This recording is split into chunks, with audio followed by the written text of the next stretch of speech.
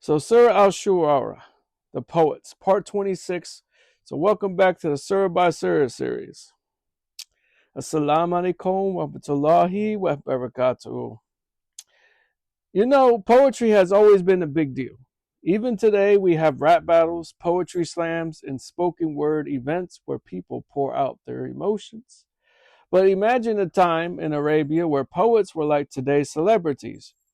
What they said shaped opinions, started fights, even ended wars. So Surah Ash Shu'ara, the poet, steps into that world and turns the tables. No poem, no song, no rhyme can match the Quran's divine speech. So an overview of the surah is revealed in Mecca. It has 227 verses. Its central theme is a reminder the truth of revelation versus false glitter of worldly words. It recounts the stories of earlier prophets like Musa, Abraham, Noah, Hud, Saleh, Lut, and Shu'aib, and others, and peace be upon them all, to show that rejection of truth has always led to destruction, while faith leads to salvation. The surah closes with a sharp contrast. Poets who mislead people versus believers who use words to uplift the truth.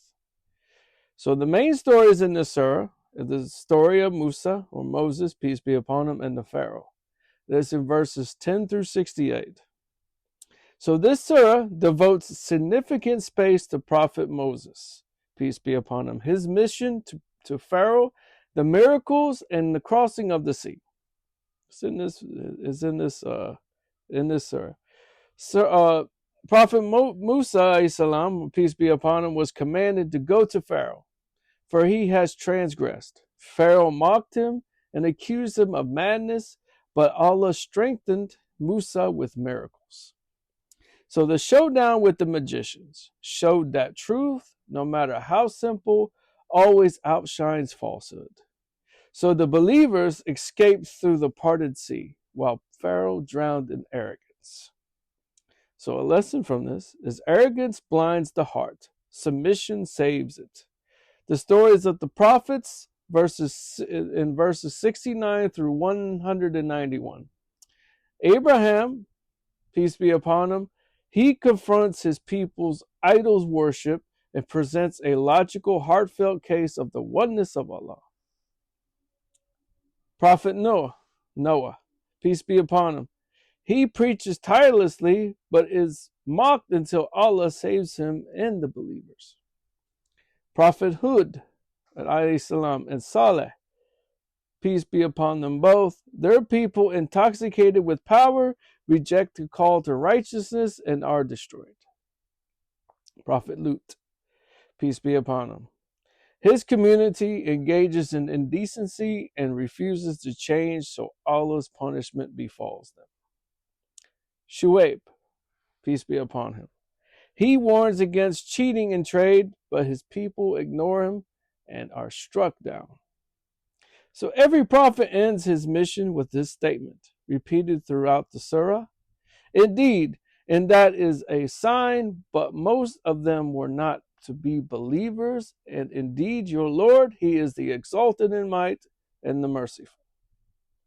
This refrain is like a drumbeat, reminding us of the consequences of disbelief and the mercy that still underlies Allah's justice. The poets, verses 224 through 227. Finally, the surah addresses the poets in pre-Islamic Arabia. Poets shape society's values through verses, but Allah distinguishes. So poets who mislead people with lies, exaggeration, and immoral speech versus believers who use their words for truth, remembrance of Allah, and justice.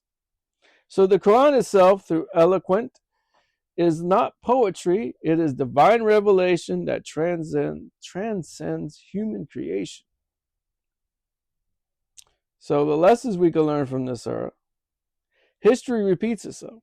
Every prophet story is a cycle of truth versus arrogance. The power of words, speech can mislead or guide. Our tongue can be a ladder to Jannah or a rope to Jahannam. Allah's mercy is constant even when people reject truth. He sends reminder after reminder after reminder before punishment. So believers must use their talents for Allah, whether it's writing, speaking, or poetry. It must serve the truth.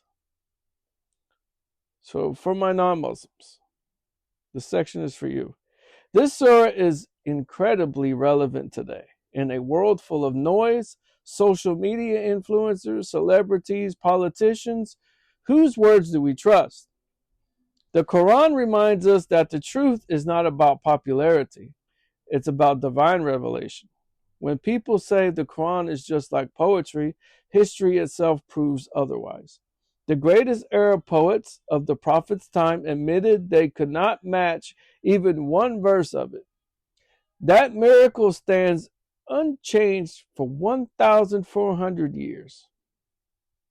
And in closing, imagine standing on the Day of Judgment. Allah will ask, what did you do with your words? Did you use them to heal or to hurt? Did you call people to me or did you lead them astray? So this surah is a wake-up call.